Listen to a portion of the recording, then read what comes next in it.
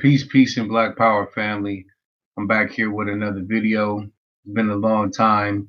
Need to get more consistent on releasing the content, but I'm definitely going to work on that. So today, what we're going to be talking about is a very important topic, as you can see within the title and the description of the video. So the first thing I want to do is just set the tone and the disclaimer that I don't have any personal issues with anyone within the gay or homosexual or LGBTQ plus community, so on and so forth. This is simply me expressing how I feel and then going in on some different ideologies and some viewpoints to take within a lot of what we're seeing going on in our society today in regards to homosexuality or LGBTQ and things of that nature. So, like I said, it's a disclaimer. Some of the closest people that I have in my life are homosexual. Many of my siblings are homosexual. So, just due to the fact that I have a different opinion or we may not agree on everything in regards to sexuality or sexual preference, it doesn't mean that I don't have love for them and it doesn't mean that I would treat them as anything less than a human being. So to just jump right in and get right to it, a lot of what we've seen lately in society, and it's been going on probably for the last decade or so, but slowly but surely, we've seen the homosexuality become much more rampant, much more normalized, and much more inclusive in society or included in society. And with that being said, more recently, probably within the last 5 years, on a more national and open, overt scale, we've been seeing a lot of homosexuality being pushed to youth. Different articles, different videos showing that drag queens are going to schools for preschoolers and kindergartners and youth within that age range. And there have been a multitude of opposing opinions on that. And many have felt that that's something that's inappropriate, that's something that's a little bit advanced for youth to be having themselves exposed to individuals who made a decision, a choice. Some will say they were born that way, so on and so forth. But to persuade or to manipulate the minds of youth with your sexuality and or your sexual preference or your lifestyle preference, many believe is quite inappropriate on such a young, developing mind. And many from the LGBTQ community oppose this, and they have kickback for individuals who view this way, which I am one of such. And my thing is that when we look at homosexuality or the LGBT community, we understand that there are people fighting for their rights. We understand that there are people fighting for equality. We understand that there are individuals still looking for the word acceptance, which we're going to get into even further as this video goes along. But we're not taking away from the movement or what it is you may be trying to do, yet individuals do have the right, if we are being honest and if we're being true Americans, to oppose or differ with an opinion or to have a select way in which they want their child to be raised. Many people can raise their children selectively based on finances, based on income. Others raise their children selectively based on spirituality, morals, and principles, so on and so forth. So just because a parent doesn't want their child exposed to homosexuality or drag queens or individuals who have taken on an alternate sexual lifestyle at a young age, it does not make them bigots. And that's the biggest issue that I take with the LGBT community. And it's the reason why I'm prompting myself to make this video, because this has been a topic I wanted to talk about for a while. And the biggest issue that I see with this community is the forced so-called acceptance. And on the realm of that acceptance, on the topic of acceptance, we have to be realistic. No one will accept you totally for who you are. There are many people who won't accept me due to the fact that I'm an Afrocentric and I am a black male. I am an authoritative or an assertive or a dominant black male. Many people may not accept me because of that. They may tolerate me, they may not disrespect me, they may still treat me properly as a human being, but they may not accept me for who I am. So this acceptance that we hear the LGBTQ talk about, community talk about, and different individuals within the community talk about is really asinine to me, because when you talk about acceptance, nobody owes you acceptance. Nobody is forced to accept what you do or how you feel or what you choose. So we're coming into a realm now where we see people being forced to accept alternate lifestyles. We're seeing homosexual pastors. Not to say, like, in my opinion, the creator will settle all of the disputes or all of the different moral issues that humans have. So therefore, am I downing a gay pastor? No. But what I'm saying is, if we're going off biblical terms, homosexuality would not be something we see in a church. The same way you can go on biblical terms and say people should eat pork chops, so on and so forth. So it's to each his own. All I'm saying is, we're seeing homosexuality be implemented into society, yet we hear still we need more. Nobody is forced to accept you. Nobody has to accept you. It's somewhat narcissistic to assume, well, I'm living this lifestyle. You have to accept me because of that, but you have to accept my lifestyle. Why would I accept a lifestyle that you do that's totally different from mine? Now, acceptance is much different from saying, I'm homosexual and I want you to respect me and not to disrespect me, or saying, I'm homosexual and I deserve the same rights as other people. That's different from acceptance. See, being accepted is a preference. Being accepted is something that an individual does selectively based on if they want to choose to do so or not. Everyone is not forced to accept you or anything. So therefore, I need, or the homosexual community, when we hear that, it doesn't make sense to me, because we see homosexuals being accepted into society. Not to say that there may not be certain different hate acts or bigotry towards homosexuals, but overall, we're seeing homosexuality being normalized and being implemented into society. Many believe being forced into society.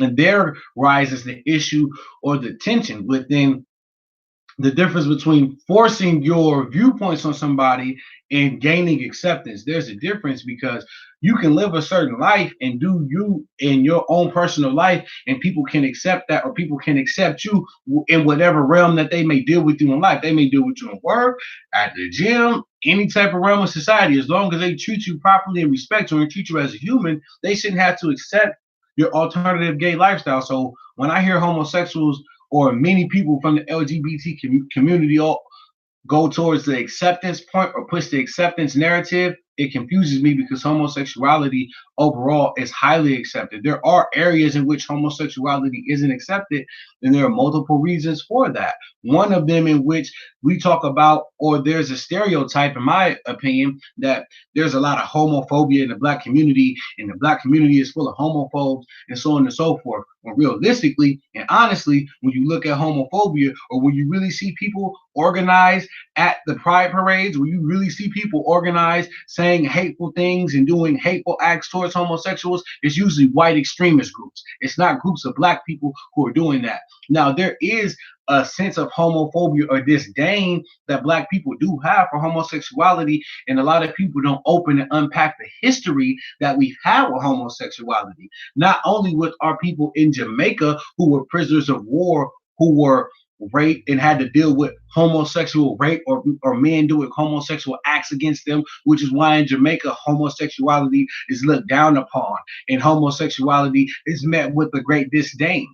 Many people within the black community, not only were our ancestors forced to be raped and penetrated by men as a form of a torture tactic and a power mechanism and a control tactic, not only were our women raped by other females and raped by men as a power tactic and a control tactic, these things were also done for sexual pleasure. So not only were our ancestors exposed to this, now we see high exposure to this and other behaviors that we mimic through really an experience with the Europeans. We we mimic behaviors, and we've seen this throughout our family history and throughout our cultural history, where we see rape incest and types of things that Europeans have done to our ancestors that we know morally is wrong, yet we've still exhibited these types of behaviors. Most hurt people hurt people. Most people who are touched have been touched by other people, or most people who touch people or are pedophiles or have gone through child abuse, physical abuse, so on and so forth, do it to other people and they've experienced it themselves. There's a high percentage, not all, but there's a high percentage of people whose exposure into homosexuality was through rape or molestation or being touched inappropriately. Okay? So we have to look at these things from a historical viewpoint and see the connections with our history with homosexuality and why there's a sense of disdain and homophobia, why we look against these things, not just from a religious or Christian perspective, but from an experience perspective, but from a cultural perspective, but from a torture tactic perspective that's been passed down through us ancestrally. We still hold those same genes, that same trauma, that same experience is passed down, especially when we then repeat the behaviors that we learned that were taught to us through Europeans, through European conquerors. We go and then exhibit the same behavior on young ones in our family, on individuals in our family, and then we go commit incest and we go have sex with our sisters and children and do the same things that these Europeans did to us. We go do it to ourselves. So there's a trauma, there's a traumatic history that's connected with homosexuality that we cannot afford to overlook. And the black people have homophobia is really false to me because, to be honest, homophobia is highly accepted in the black community. On another point that I have in my notes, there's no, based on the last stats I looked up, I'm sure somebody may get in the thread and correct me, but black men are some of the gayest men in America. I think black men outpopulate all other races of men in the homosexual category. Another thing with black men where they outpopulate or they're the majority in the gay realm is being drags and wanting to dress and resemble themselves as women. And this goes to Neely Fuller and Frances Cress Welsing, who broke down decades ago how the effeminization of the black male would take place. They prophesized this. So not only do we have homosexual males who identify as homosexual, who are drags, who are queer men, who dress as women, who display themselves as women, who may get surgical procedures to be women. We also have rappers, celebrities, athletes who may not necessarily go full-fledged and want to transition and claim as homosexual, but they'll wear a variety of attire. They'll wear attire that may be considered for females, or so on and so forth, or feminized attire, or you will see men in dresses and skirts and kilts and so on and so forth. So not only do we see it within black, queer, or gay men, but then we also see it with other black men in positions of power. So it goes back to the famous Dave Chappelle, Oprah Winfrey interview when Dave Chappelle breaks down, I'm funnier than a dress. I've seen enough black men get put in dresses. I don't need to get put in a dress. I don't want to be put in a dress. I'm funnier than a dress. I'm better than a dress. So just look back in your mind and your clock and say that. How many black comedians have not been put in a dress outside of Dave Chappelle? Have you not seen in a dress? Exactly. So you have to understand that. You have to keep your mind on those types of things so that we can understand why there is some type of disdain or why there is some pushback towards the LGBT community. Another point, we have our image is basically in the image of the creator. So the creator makes us in his image, in my opinion, which gives us the ability to produce life, which gives us the ability to connect to the electromagnetic field, which gives us the ability to grow, to breathe, so many other things. The creator is life. We are life. We are always creating continuously, whether it's your thoughts that you have daily, whether it's a project you're working on, whether it's your business, whether it's just your day-to-day life. We're always creating. We should always be creating. You may be a poet, you may be an artist, so on and so forth. Many of different careers that we are into and skill sets and talents that we have that it involve creativity. So it's key that we understand that even though we see a lot of homosexuality being pushed and accepted, even though we see more people having disdain or more people having issues with heterosexuality, we cannot forget and overlook the fact that heterosexuality is a display of the creator, because heterosexuality allows you to create. There are many different tactics and different scientific methods that are being created for people who are homosexual to have babies. And I'm not knocking that. But a woman and a woman cannot get their genes together to create a child. A man and a man cannot get their genes together to create a child naturally. We know the process to create a child and procreate. So therefore, we can still see that heterosexuality is needed even for homosexuality to exist. So therefore, the kickback and the negativity that we feel from being heterosexual, or that heterosexuals may feel, is unwarranted. The heterosexual homosexual divide, or whatever it may be, to a degree, is unwarranted. Now, am I saying that I myself am going to be crowded with a bunch of gay people or LGBTQ people more often than not? No. But if I was in a crowd of those people, would I treat them differently or behave any differently than with any other human beings? No. And that's the core issue. Just because I don't accept your sexuality, or I don't agree with your sexual choice, doesn't mean I have to disrespect you or treat you as anything less than a human being. And I feel like that is the argument, or that is the talking point, or the narrative that is pushed from the LGBT community. And I don't think that is valid, or I don't think that is factual. I think that the fact that we all know heterosexuality is key to life, it should furthermore be praised, and homosexuals should have no disdain or kickback for heterosexuality, because it's needed for life. Heterosexuality is in the image of the creator, allowing yourself to create life, further your legacy, to have an ongoing legacy, to procreate or to create. It is given to us from the image of the creator. Another thing, we have an issue within the Black community specifically. And as I'm talking about that, I'm going to get on a definition and introduce Afrocentricity, which is key for Blacks to start to understand. And I'm going to break down two fundamental working definitions of it shortly, once I finish making these other points. But we as Black people cannot continue to have people within our LGBT community or Black gays putting their sexuality before race. We're in a situation right now where the war is not about sexuality. White supremacists, or individuals within society who may be white, who are going to prey on you, or who may be out to get you or do something negative to you or harm you, they're not worried about your sexuality. They're not concerned with your sexuality. The war that we live in is about race. Our reality is race. We live in a system of racism, white supremacy. Do I mean every white person in the world is bad? No. Is every white person contributing to racism, white supremacy? No. But are there white people contributing to racism, white supremacy? Of course. That's why it exists. That's why we have the system. Racism, white supremacy is not 5 or 500,000 or 5 million white people. Racism, white supremacy is a system. Okay?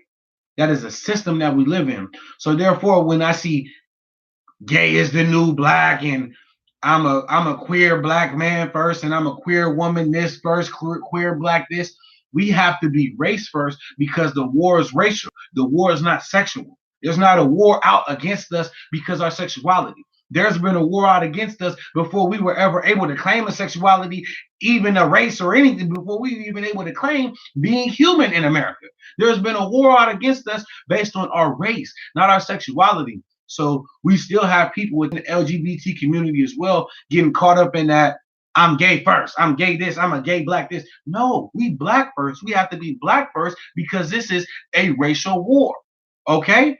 Therefore, we don't have any time to be bickering and arguing about whether or not you like men or whether or not you like women or so. There's no need to do that. There's no need to bicker about that. And on another note, with the Black male, homosexuality is now corporately accepted. It's corporately praised. In corporate America, a gay Black male, I can assure you, will have a better time or have a higher probability of being hired in America. The gay Black male is more so accepted because it's looked at as less of a threat. It's looked at as less of affirmative. Okay. It's looked at as someone who is basically on my level. Okay. So we have to look at that as well. No, and I'm not saying that gay black men shouldn't be working and gay black women shouldn't be working and they shouldn't have jobs. I'm saying it's corporately accepted and it's corporately favorable now, especially within certain career fields. And on that note, I'm gonna jump into this. LGBTQ has now become a wave, which a bunch of people are jumping on. Many people, gay blacks, gay whites, gay men, gay women alike, are now jumping on this wave because you can finance it now, because it's being accepted now, because you can brand it now, you can trademark it now, you can make money off of it now, you can make organizations off of it now. So now that it's monetized, it's booming, and a lot of people are jumping on it for the monetization. Gay, heterosexual, homosexual, pansexual, so on and so forth. Everybody's jumping on the wave, and notice it's a somewhat all-inclusive wave. Now you will hear people from the homosexual community say, we don't accept pedophilia. We'll never accept pedophilia. Yet pedophilia is considered a mental disorder. Yet homosexuality was once considered a mental disorder as well. And now it's totally accepted. LGBTQ plus, what's the plus? The plus is open for interpretation. What does plus necessarily mean? Does plus mean that pedophiles will try to hop on the wave? I believe so. As many people as possible will hop on any wave that you can monetize, especially when it's a wave in which you are basically playing a victim. So anybody who says anything against me or anything against heterosexuality or anything is a homophobe. Black people have homophobia, yet we see white people who are really marching at the parades saying homophobic, hateful things and racist things as well. Yet we're the homophobes, yet we have cultural or innate cultural homophobia. I'm not buying it. I'm white and I say so. That's a white narrative being spilled to you and you believing it. Okay? We have to avoid going for these types of tricks. We have to avoid falling for these types of narratives that are being pushed in front of us, because all they do is lead to confusion, which is another point that I want to make about the community that I see with the LGBT community is a lot of confusion. A lot of people who are, I'm born gay, I was gay, I'm not gay, I'm not gay, I'm pansexual, I'm bisexual, I'm heterosexual now, I once was. So many different pathways and so many different people. I'm trans, I'm this, I'm that. So many different pathways and so many different avenues. The LGBTQ community is opening up Pandora's box to where now we see there are people who are in love with animals. There are people who are in love with trees and in love with all of these different things that have all of these different open relationships, which is to each his own. But who's when I was going back and forth with a gay individual and I told them that pedophilia would be one of the sexual identifications that would jump on the wave, one of their responses was about the mental health organization and so on and so forth, and pedophilia being a mental disorder, but yet they overlook homosexuality was once a mental disorder as well. And now it's fully accepted.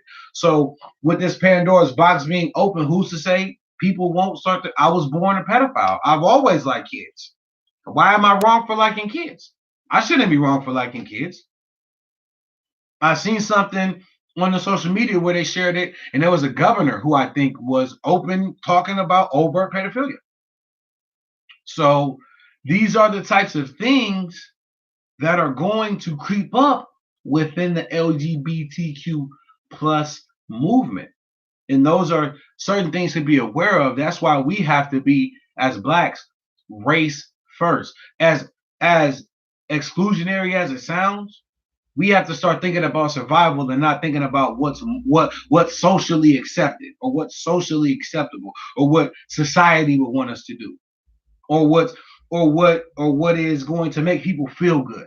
See, because we get caught up in, ooh, that sounds bad. Black first, race first. What about every other race? What about every other race? Every other race is for them. What is every other race doing for us except dominating us and keeping us at their fingertips with things that we need?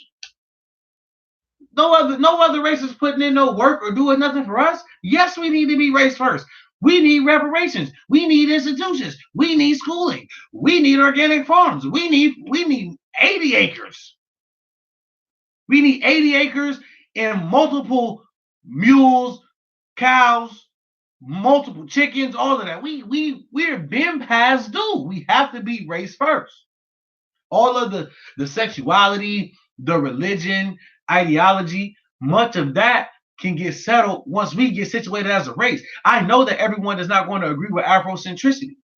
Yet that is my ideology, that's my belief. But I would not work with somebody if we can work together to build as blacks collectively. I'm not going to not work with you because you're not Afrocentric, or because you don't totally agree with every Afrocentric principle, or because you gay for that means. If you gay and you putting in the work, why would I not work with you? If you gay and you understand the importance of being race first and not getting caught up in your sexual orientation, why would I not be able to put work in with you? Why would we not be able to build? So that's the biggest issue I have, is the narrative of lack of acceptance. Black people, we are very accepting. Like, we know, most people know, even in the families to this day, like, we don't really accept homosexuality like that, but it more people than not that I know from my experience are still accepted within their family, can still come to family gatherings, don't have to deal with a bunch of hatred or anything like that. Like, really, the new age gay people really have it well. That was one of my other points. In comparison to homosexuals 50, 60 years ago, that's when it was really tough. That's when there was no way you was able to be out and open and overtly gay. So in regards to acceptance, society has come a long way, and society has shown a lot of acceptance, more than a lot of acceptance for homosexuality. Many would argue force of homosexuality, because it's everywhere. It's everywhere in your face. It's everywhere on all levels of media and viewership, from childhood to adolescence to adulthood. It's in the music. It's in the athletics. You cannot escape it. Therefore, how is it not accepted? Therefore, it's becoming a pillar in society. So I'm confused with the lack of acceptance argument. Also, another issue I have is the LGBT community making new identifications and new terms. Now, heterosexuals are cis and so on and so forth. No, we're not going for no new terms and identification. If that's what you want to use within your lexicon and in your community, but now we're all of a sudden a new identification just because gay people said so. Like, what sense does that make? That doesn't make any sense. If I'm cis heterosexual, however, what does a name or a term mean in changing it? And that's the issue that I have. I've also heard within different realms that gay people don't like being called homosexual anymore because you're only identifying them as their sexuality. Are you serious? Of course I know you're a human or a female or more than homosexual. Get out of here. We're done having these mundane back and forth minuscule arguments within the LGBTQ community. It's just pointless. It makes no sense to me. It really does make no sense to me. So let me make sure make sure I hit all of my points that I wanted to get on before I go into this Afrocentricity. You know what I'm saying? Because we definitely are going to jump on that as well, because Afrocentricity is something that's important and key that we need to start to study, start to become one with, and start to incorporate in our lives to move forward as leaders and innovators into our society and into the new world. Another point that I missed is as well with the inappropriate youth exposure. As well at the Pride Parade, I saw a lot of inappropriate attire for you. Once again, we're exposing young minds to men dressing as women, and now we're exposing young men to men half naked dressing as women, or men and women with some of their genitalia exposed. Okay, so once again, things are pushing that line of, this is very inappropriate for children. This is very inappropriate even for adolescents. Not to say adults, and not to say that you can't have your opinions or you can't have your sexual fetishes and so on and so forth, but everything is not meant to be displayed and brought out in the streets for public viewership. It's just not.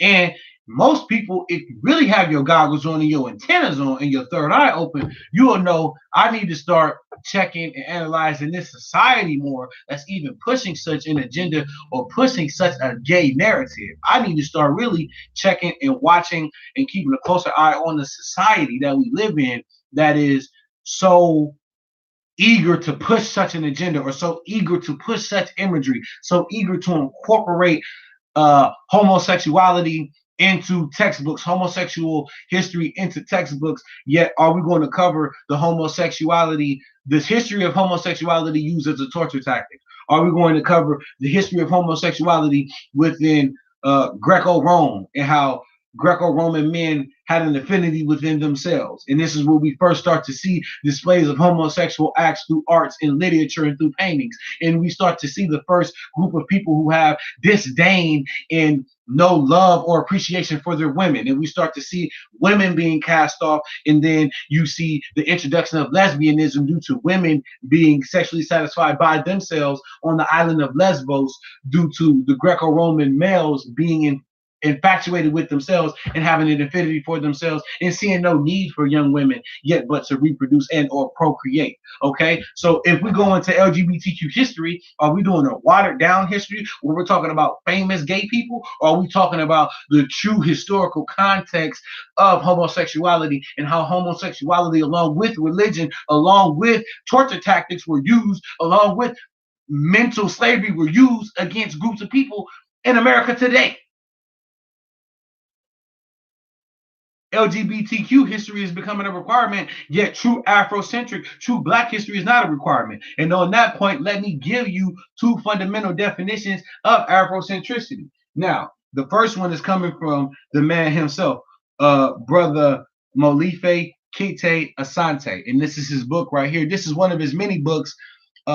Just look this brother up. He has great books, great literature. He's one of the pioneers for Afrocentricity. You know what I'm saying? He's one of the first people that I got introduced to talk about such a term. And this is the working definition of Afrocentricity, which is key for anyone, in my viewpoint, African or Black or melanated descent or melanated dominant descent to look into really find out if it's something that will move them and is for them. Because of course, this working definition isn't going to give you the full experience of reading books and getting literature, going through the brother's lectures and so on and so forth, and fully expanding your inner and understanding of Afrocentricity. But here's the first working definition. Afrocentricity is a mode of thought and action in which the centrality of African interests, values, and perspectives predominate. In regards to theory, it is the placing of African people in the center of any analysis of African phenomena.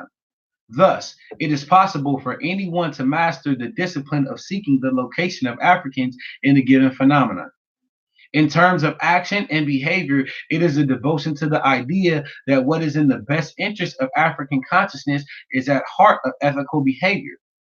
Finally, Afrocentricity seeks to ensure the idea that Blackness itself is a trope of ethics.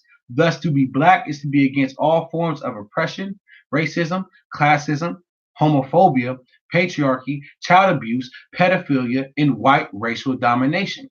So, as we see, even within the working definition of Afrocentricity, there's no room for homophobia. There's no room for pedophilia.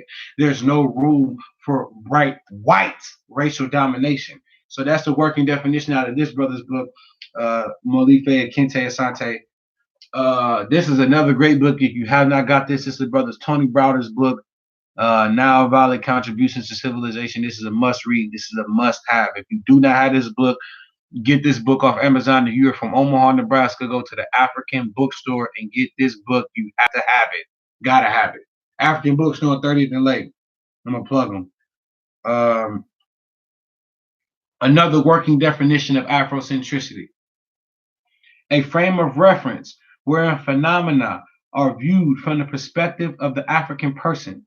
It centers on placing people of African origin in control of their lives and attitudes about the world. This means that we examine every aspect of the dislocation of African people, culture, economics, psychology, health, and religion as an intellectual theory.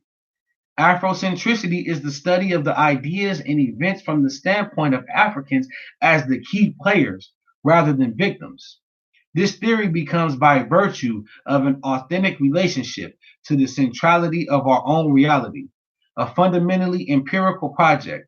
It is Africa asserting itself intellectually and psychologically, breaking the bonds of Western domination in the mind as an analog for breaking those bonds in every other field. Once again, Afrocentricity is key to moving forward in a system of racist or white supremacy or of racial white domination.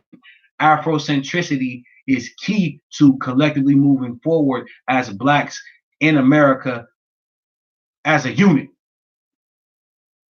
In Afrocentricity, you see in the working definition, there's no homophobia, there's no hatred, there's no bigotry, there's no room, no need for that. Am I saying if you are gay, you can't be Afrocentric? You can't have an Afrocentric mind? No. All I'm saying is if you're gay, you're not following every principle within Afrocentricity. Because I'm Afrocentric, do I have hatred towards you as a homosexual? No, that's impossible because that's not rooted within the definition. Only thing we have is a difference in sexual orientation, preference, or opinion. That is it. Maybe some other things, but that is what this video is about, and that's the vocal point of what we hear the narrative about anything African or Afrocentric is, oh, it's homophobic. No, Afrocentricity is not homophobic. African culture is not homophobic. African culture is not rooted in homosexuality. That's all that is. Now, are there going to be people who say there was homosexuality in Egypt and there was this there?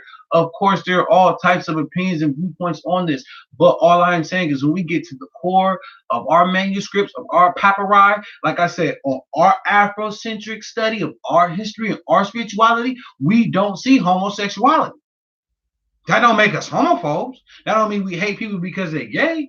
We just don't see that when we look at our historical records. Okay, so we have to look past this narrative that gay people are being persecuted against and they need to be accepted, and there's so much hatred and homophobia from the black community. We have to stop following these storylines and these talking points because they're not true. We have to stay rooted in our beliefs. We have to stay rooted in our viewpoints, and we still do need to treat people like humans.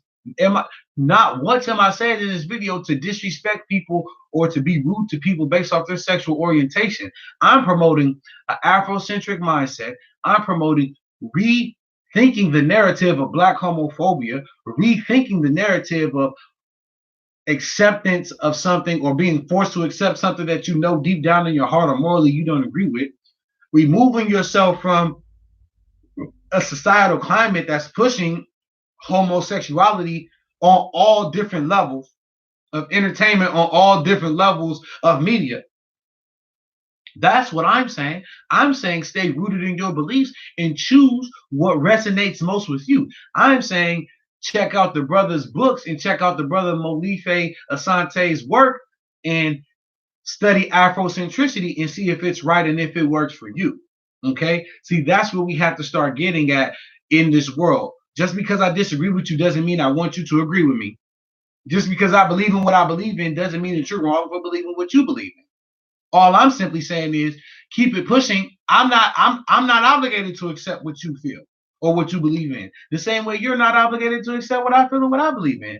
And that's where we need to start to get in this world. There's too many people trying to play the victim and trying to get sympathy. Oh, you don't accept me.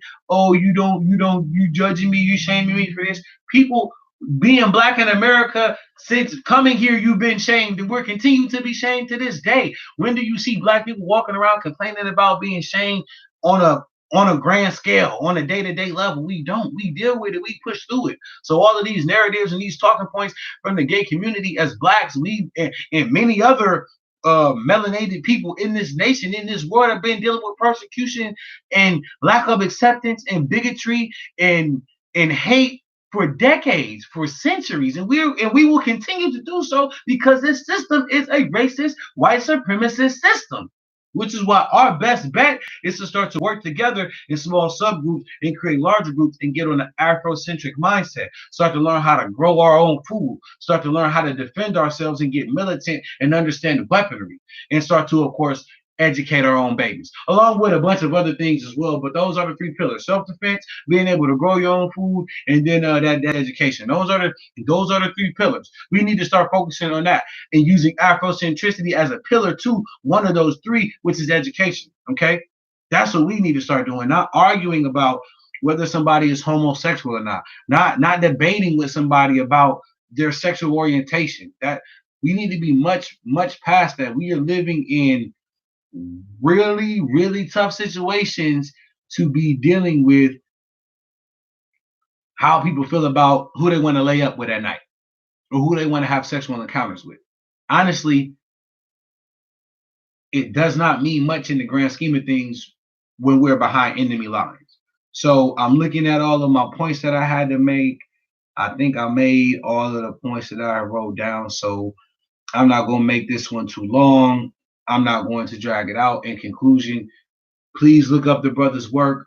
Please start to study Afrocentricity and stay rooted in your beliefs. Stay rooted in your values. Stay rooted in your morals. Never allow somebody to force you to accept their sexual identity or force you to accept their sexual orientation or preference because of a narrative or because of societal pressure. Never feel bad if you are a parent who doesn't want to expose your children to sexuality until a certain age, or if you're a parent who or homosexuality and sexuality in general, because even growing up as youth, unless you're showing your kids highly hypersexualized content outside of them seeing their parents together and different men and women in society together, even heterosexuality is not just shoved down their brain. It is normal for most people to see that in society, but as society is growing, we see a lot of homosexuality in society as well. So the children will see it as they see it, but for it to be forced and for us to see now multiple cartoons, multiple media outlets now